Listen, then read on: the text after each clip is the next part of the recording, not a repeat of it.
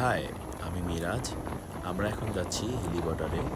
জয়পুরহাট থেকে হিলি বর্ডারের দূরত্ব 20 থেকে 22 কিলোমিটারের মতো।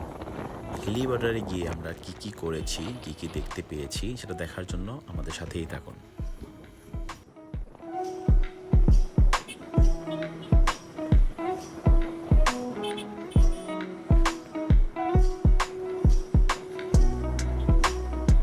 আসলে হিলি বর্ডারের যে মার্কেটের প্রোডাক্টের প্রাইসগুলো আছে সেগুলোর প্রাইস আমাদের ঢাকার প্রোডাক্টের প্রাইসের মতোই, যার কারণে মার্কেটগুলো আমি আর দেখাচ্ছি না।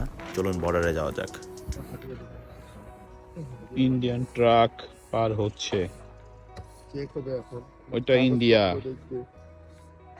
আমরা আছি এখন হিলি বর্ডারে।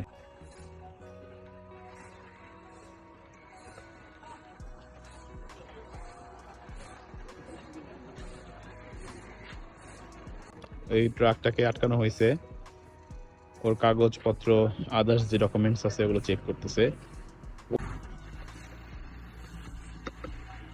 বিজিবি চেক করতেছে।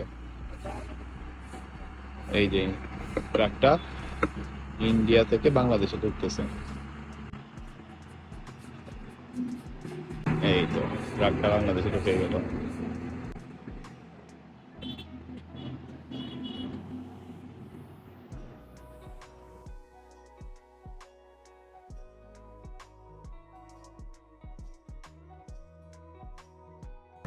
তাহলে এই দোকানটা আপনি কত বছর ধরে করতেছেন? আমার বাবা করে ভাই 79 থেকে। সেই 79 সাল থেকে? হ্যাঁ, It's been a long time. হয়তো ওই কোম্পানির ভিতরে মানে ওই পারে কখনো করি, ওই পারে। আচ্ছা আচ্ছা, ওই পাশে এই পাশে অথবা এই পাশে।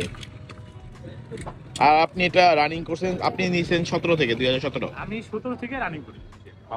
বাবা এখন যেহেতু রেস্টে আছে, তখন আমি দেখি একটু বাবা বসে একটু বাসায় চলে। প্রতিদিন কয়টা থেকে কয়টা পর্যন্ত? এটা ভাই আপনার 5টা থেকে 12টা, 1টা, 2টা, কখনো রাত 3টা বেজে যায়। রাত 3টা? হ্যাঁ। ওরে বাবা, আর এখন সারা লোক পাবেন তো আপনি কবে? তাহলে তো খুবই ফেমাস। হ্যাঁ, লোক থাকে ভাই, ঢাকার পোস্টগুলো আসে, ওখানে যাত্রীগুলো হয় এদিকে। ও আচ্ছা আচ্ছা।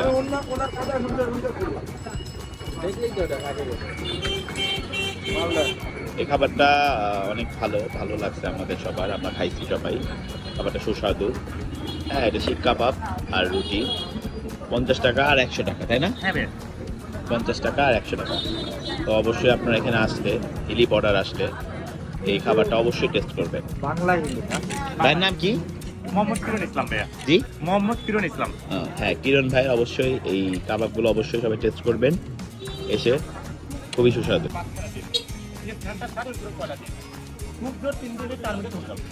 ও আমাদের নিচে আগে কাগজপত্র উপরে কয়লা দিতে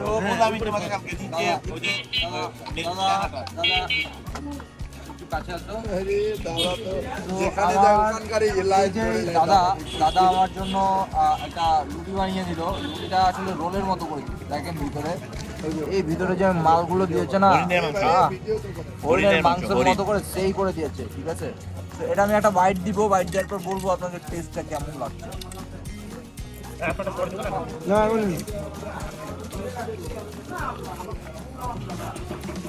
মায়েরই বলছি, অসাধারণ টেস্ট হয়েছে, যা খেলে আপনার মুখ ব্লাস্ট করবে। আগে যদি জানতাম খাবারের এত টেস্ট, তাহলে আমি কখনো অমুক জায়গায় যেতাম না।